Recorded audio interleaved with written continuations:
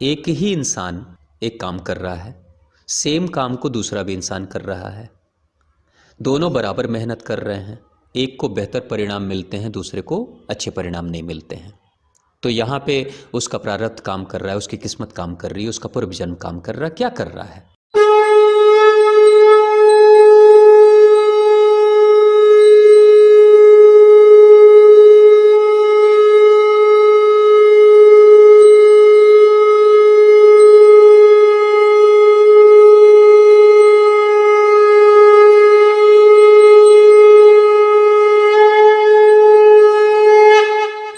ओम श्री कालिके शुभदेवी सूर्यकूट निवासने रक्षमार्तमहमाय विश्वरूपे नमस्तुते। दोनों तो मेहनत कर रहे हैं, एक को मिल रहा है, एक को नहीं मिल रहा है। तो भारत के जो ऋषि परंपरा है और भारत के मनीषी, भारत की सोच क्या कहती है कि आपकी मेहनत के ऊपर आपके पिछले दिनों के कर्मों का भी असर होता है, पिछले दिनों के धारण किए हुए सोच का भी असर होता है। तो सिर्फ पिछले दिन की नहीं, पिछले जन्मों की भी सोच का असर होता है। एक बड़ी प्यारी कथा आती है। राजा जनक से किसी ने पूछा था कि राजन, आखिर क्या कारण है कि इस धरती के सर्वश्रेष्ठ राजाओं में आपकी गिनती होती है, आपको राज ऋषि की उपाधि मिली है, आप ऋषि हो लेकिन राजा हो, धन संपदा की कोई कमी नहीं है, आपके पास बेशुमार दौलत है। जिस समय राजा जनक थे उस समय भारत के देश विदेश के जितने ज्ञानी थे वो उनकी ही सभा में आया करते थे। सारे के सारे ज्ञानी, चाहे अष्टावक्र हों, चाहे सुत जी महाराज हों, वेद व्यास जी तो उनके मित्र थे। तो ये जितने बड़े बड़े ज्ञानी थी, यानी ज्ञानियों की सभा, ज्ञान की गंगा बहती थी अगर कहीं तो वो राजा जनक के दरबार में। आप ज्ञानियों के भी ज्ञानी हो, आप ऋषियों के भी ऋषि हो, राज ऋषि हो आप। आपकी हालत ऐसी है कि आपके दामाद भगवान है, आपकी पुत्री भगवती है, साक्षात धरती माता है, देवी सीता। तो आखिर ऐसा क्या किया आपने कि चारों तरफ से हर अच्छी चीज आप ही को मिली है? तो राजा जनक कहते हैं कि इस प्रश्न का उत्तर तो मुझे भी नहीं पता। तो पूछने वाले इंसान ने कहा था कि मेरे मन में बहुत दिनों से यह सवाल उठ रहा था, इसलिए मैंने पूछा। तो वो इंसान तो चला गया, लेकिन राजा जनक के मन में ये सवाल बार बार कौंधने लगा, बार बार वो गूंजने लगा कि आखिर इसके पीछे कारण क्या है। तो जब रात में इसी सवाल के बारे में सोच सोच के जब वो सो गए थे, नींद में चले गए थे, तो अचानक से नींद में उन्होंने सपने में देखा कि कोई इंसान, कोई बुजुर्ग सा इंसान उनके सपने में आता है और आकर कहता है, तुम जो सोच रहे हो इस प्रश्न का उत्तर तुम्हें मिलेगा। तो राजा जनक ने कहा कि मैं इस प्रश्न को लेकर बड़ा व्याकुल हूँ, मुझे इसका उत्तर चाहिए कि आखिर क्या कारण है कि सारी संपदाएं मुझे मिली हैं। तो वो जो सपने में ऋषि आते हैं, वो ऋषि कहते हैं, कल सुबह में सूर्योदय के साथ जब सूर्योदय हो जाए तो पश्चिम दिशा में आप चलना शुरू कर देना, पैदल निकल पड़ना। पश्चिम दिशा में चलते चलते सूर्यास्त जहाँ हो जाएगा उस जगह पे पहुँचोगे, यानी जहाँ सूर्यास्त हो जाएगा वहाँ जब आप पहुँचोगे तो एक वन प्रदेश में झोपड़ी में एक बुजुर्ग सा साधु बैठा होगा जो पत्ते खा रहा होगा, सूखे पत्ते। उससे जाकर मिलना, वो आपको बताएगा कि क्या करना है, या आपके प्रश्न के समाधान के लिए वो बात करेगा आपसे। तो सुबह जब नींद खुलती है तो राजा जनक निकल पड़ते हैं अपने राजमहल से, पैदल अकेले चलने लगते हैं पश्चिम दिशा में। चलते चलते शाम होती है और पश्चिम दिशा में जिस जगह पर सूर्यास्त हो रहा होता है, जिस क्षण पर उस जगह पर पहुंचते हैं जंगल में, तो वो देखते हैं कि एक झोपड़ी के बाहर एक साधु बैठा है, बुजुर्ग सा साधु जो पत्ते खा रहा है।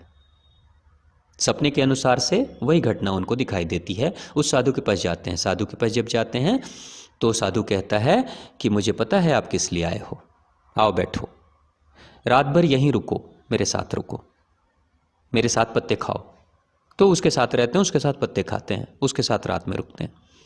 सुबह के समय में जब नींद खुलती है तो वही साधु कहता है राजा जनक को कि आप एक काम करो, इस मेरी कुटिया से बाहर निकलो, पश्चिम दिशा में निकल पड़ो। चलते जाओ चलते जाओ चलते जाओ, जहाँ पे सूर्य अस्त होने वाला होगा ठीक उसी जगह पर आपको एक और झोपड़ी दिखाई देगी। उस झोपड़ी के पास जब पहुँचोगे तो वहाँ एक साधु बैठा होगा जो कि राख खा रहा होगा, राख। उससे जाकर पूछना उत्तर के लिए, उससे बात करना, वो आपको मार्गदर्शन करेगा क्या करना है। तो राजा जनक फिर से निकल पड़ते हैं और फिर से जाने लगते हैं। चलते चलते चलते शाम होती है और जहाँ सूर्यास्त हो रहा होता है ठीक उस जगह पर देखते हैं तो एक झोपड़ी के बाहर राख खाता हुआ एक साधु बैठा है। उस साधु के पास जाते हैं और साधु से बात करते हैं तो साधु कहता है मुझे पता है किस लिए आए हो, लेकिन मैं इस प्रश्न का उत्तर मैं नहीं दे पाऊंगा, मगर आपको मार्गदर्शन आपका कर दूंगा कि आपको क्या करना है। तो फिर से वो रात भर वहीं रुकते हैं साधु के साथ में। सुबह जब उठते हैं तो फिर से वो साधु ने कहा राजा जनक को कि आप चलो और पश्चिम की दिशा में जब आगे की तरफ जाओगे तो आप एक ऐसे गांव में पहुंचोगे जहां पे आज ही के दिन एक बच्चे ने जन्म लिया है और वो ग्राम प्रधान का घर होगा। उस घर में जाना, उस बच्चे से बात करना और वो बच्चा आपको बताएगा आपके इस प्रश्न के समाधान के लिए। तो राजा जनक भी दुविधा में होते हैं कि बच्चा कैसे बोलेगा, वो भी एक दिन का बच्चा कैसे बोलेगा। वो कहते हैं आप जाओ ना, आप जाओ, वो बताएगा, वो बात करेगा। तो उसके बाद से राजा जनक चलने लगते हैं और चलते चलते पहुंच जाते हैं वहाँ पे उस गांव में। और उस गांव में जब वो पहुँचते हैं तो पता करते हैं कि ग्राम प्रधान का घर कहाँ है। तो ग्राम प्रधान के घर पे जब जाते हैं तो प्रधान को पता चलता है कि राजा जनक आए हैं, तो बड़ा खुश हो जाता है और बैठने के लिए जब बोलता है तो राजा जनक कहते हैं क्या आपके घर में पुत्र का जन्म हुआ है। तो बड़ी खुशी मिलती है प्रधान को कि मेरे घर में मेरे पुत्र को आशीर्वाद देने के लिए राजा आए हैं। तो फिर राजा जनक कहते हैं कि देखो मैं सिर्फ उस बच्चे से मिलने के लिए आया हूँ, मुझे उस बच्चे से मिलना है, लेकिन एकांत में मिलना है, अकेले में मिलना है। तो उस बच्चे के पास जब जाते हैं राजा जनक और उस कमरे में कोई नहीं रहता है, बच्चे को जब प्रणाम करते हैं कि मैं आपके पास आया हूँ कोई प्रश्न लेकर और मुझे पता है कि आपको समाधान का पता है, तो अचानक से बच्चा बोलने लगता है।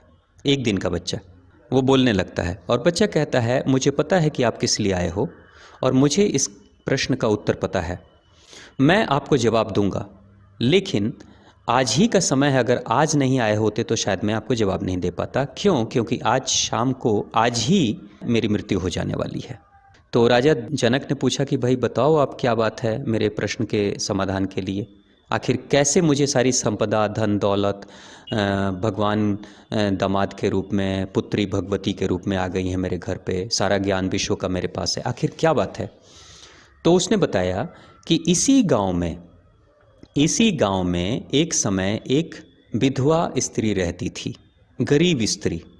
और वो जो गरीब स्त्री थी इतनी गरीब थी कि भिक्षाटन करके, भीख मांगकर रोजी रोटी चलाती थी अपनी। उसके 4 बेटे थे। वो चूँकि भिखारी के बच्चे थे इसलिए खाने के लाले पड़े रहते थे हमेशा। एक दिन की बात ऐसी है कि वो जो भिखारी जो माता थी वो कई दिनों से कोई भिक्षाटन कर नहीं पा रही थी, कुछ भी भीख में मिल नहीं रहा था। तो एक दिन ऐसा हुआ, लगा कि जैसे आज तो प्राण ही निकल जाएगा, हम सभी मर जाएंगे। तो उसी अंतिम दिन उस माता को 4 रोटियां मिल गई थी भीख में। 4 लड़के थे और उस माँ ने अपने बच्चों से प्रेम है इस बात को सोचकर कि बच्चे मेरे बच्चे रहने चाहिए, मेरी तो उम्र बड़ी हो गई है, तो उन्होंने 4 रोटियां 4 बच्चों में बांट दी थी। और उसके बाद से वो भूखे रह गई थी, वो कुछ खाई नहीं थी। उसी मोमेंट पर जब रोटियां बांट दी तो उसी समय घर में एक मेहमान चला आया झोपड़ी के बाहर से एक आगंतुक आया और वो कहता है कि हे माता, मुझे भूख लग रही है, रात हो गई है, खाने के लिए कुछ दो। तो वो माँ कहती है मेरे पास देने के लिए कुछ भी नहीं है, क्योंकि मेरे पास 4 रोटियां थी, मैंने अपने बच्चों में बांट दी हैं। आप चाहो तो उनसे मांग सकते हो, उनसे ले सकते हो, मैं कुछ नहीं दे सकती आपको, क्योंकि मेरे पास रोटी नहीं है, मैंने उनको दे दिया है। तो वो आगंतुक जो मेहमान है वो जाता है सबसे बड़े बेटे के पास में। तो उस बेटे के पास जाता है, उस बेटे से जाकर वो कहता है कि मुझे बहुत भूख लग रही है, कई दिनों से भूखा प्यासा हूँ, मुझे खाने के लिए रोटी दो। उस बेटे के हाथ में रोटी थी उस समय, वो खाया नहीं था। तो वो बेटा कहता है अगर मैं तुम्हें रोटी दे दूंगा तब क्या मैं पत्ते खाऊंगा, सूखे पत्ते खाऊंगा? तो जो मेहमान है वो मायूस होकर चला जाता है दूसरे बेटे के पास में। दूसरे बेटे के पास जब जाता है तो दूसरे बेटे को कहता है मैं भूखा हूँ, बहुत दिनों से भूखा हूँ, मुझे रोटी दे दो वरना मैं मर जाऊँगा। तो दूसरा जो बेटा है वो कहता है अगर मैं तुम्हें रोटी दे दूँगा तो मैं भी कई दिनों से भूखा हूँ, अगर मैं तुम्हें रोटी दे दूँगा तो क्या मैं राख खाऊँगा। तो ये कहकर वो भी इनकार कर देता है। वो आगंतुक फिर से तीसरे बेटे के पास जाता है। तीसरा बेटा जब सुनता है कि रोटी मांग रहा है तो वो कहता है कि अगर मैं तुम्हें रोटी दे दूंगा तब तो मैं भूखे मर जाऊंगा, मैं जीऊंगा ही नहीं, मैं तो मर जाऊंगा। तो आगंतुक फिर से वहाँ से मायूस हो जाता है और चौथे बेटे के पास जाता है जो सबसे छोटा बेटा था, बिल्कुल छोटा, कुछ 4-5 साल का रहा होगा।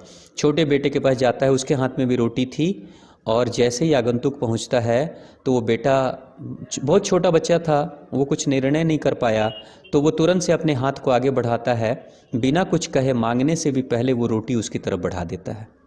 वो छोटा बच्चा रोटी उसकी तरफ बढ़ा देता है और रोटी को वो आगंतुक खा लेता है। और रोटी को खाने के बाद आगंतुक तो चला जाता है वहाँ से, मेहमान जो है वो चला जाता है, लेकिन वो जो सबसे छोटा वाला बच्चा था ना जिसने रोटी अपनी दे दी थी, वो उसी रात को मर जाता है भूख से, वो बच्चा मर जाता है। तो ये जो बच्चा है जो कहानी कह रहा है, वो बच्चा कहता है कि वो जो 4 बेटे थे ना, वो 4 बेटे 4 भाई थे, और वो जो 4 भाई में जो सबसे बड़ा भाई था जिसने कहा मैं सूखे पत्ते खाऊंगा, वो आज वही साधु है जिससे आप मिलकर आ रहे हो, वही साधु है जिससे आप मिलकर आ रहे हो, सूखे पत्ते वो खा रहा है जिसको आपने सूखे पत्ते खाते हुए देखा है। दूसरा साधु वही साधु है जो राख खा रहा है, वो वही उस विधवा माँ का दूसरा बेटा था। उसने कहा था क्या मैं राख खाऊंगा, तो वो राख खा रहा है। और तीसरा बेटा वो बेटा है जिसने कहा कि मैं अगर आपको रोटी दे दूंगा तो मैं मर जाऊंगा, वो मैं हूँ, मैं सदियों से जन्म लेते आया हूँ और जिस दिन जन्म लेता हूँ उसी दिन मर जाता हूँ, हर बार जन्म लेता हूँ हर बार मरता हूँ, जिस दिन जन्म लेता हूँ उसी दिन मर जाता हूँ। वो तीसरा बेटा मैं हूँ। चौथा बेटा जो रोटी दे देता है लेकिन भूख से मर जाता है, वो चौथा बेटा आप हो, वो आप हो। आप मर तो गए थे लेकिन आपके हृदय में जो करुणा थी, उस करुणा के कारण से ही मरने के बाद आपको स्वर्ग मिला, स्वर्ग के सुख को भोगा और जब धरती पे आए तो साम्राज्य मिल गया।